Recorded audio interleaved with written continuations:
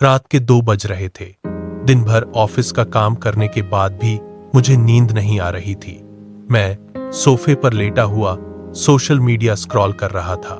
घर में मैं अकेला था।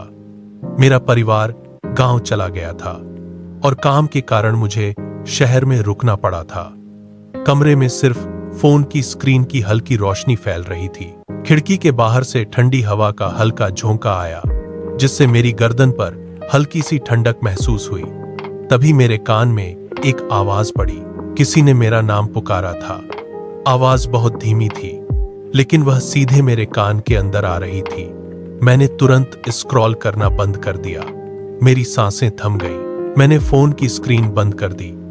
पूरे घर में अचानक गहरा सन्नाटा छा गया। बाहर गली में कभी कभी किसी गाड़ी के गुजरने का हल्का शोर आता था, लेकिन घर के अंदर कोई और आवाज नहीं थी। मैंने सोचा शायद यह मेरा भ्रम होगा या कोई बाहर से आवाज आ रही होगी, लेकिन दिल की धड़कनें तेज होने लगी। मैं हिला नहीं, सिर्फ सुन रहा था। एक बार फिर आवाज नहीं आई, लेकिन वह नाम पुकारने का एहसास मेरे कानों में अभी भी था। मैंने धीरे से उठने की तैयारी की, यह जानने के लिए कि आवाज कहां से आई थी। मैं धीरे धीरे उठा, पैरों को जमीन पर रखते हुए। फर्श की ठंडक मेरी एडियों तक पहुंच गई। मैं पानी पीने के लिए किचन की तरफ चल पड़ा, जो बाथरूम के पास ही था।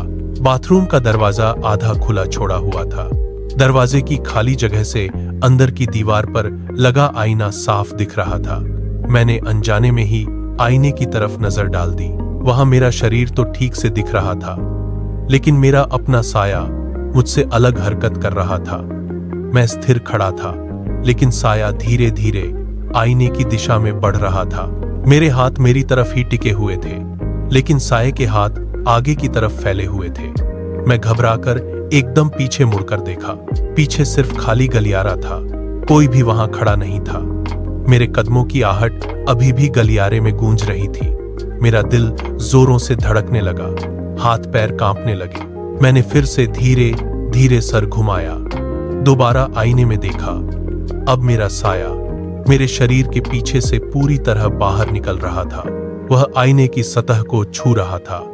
उसका एक हिस्सा पहले से ही आईने के पार चला गया था। मेरे मुंह से चिल्लाहट निकली ही नहीं।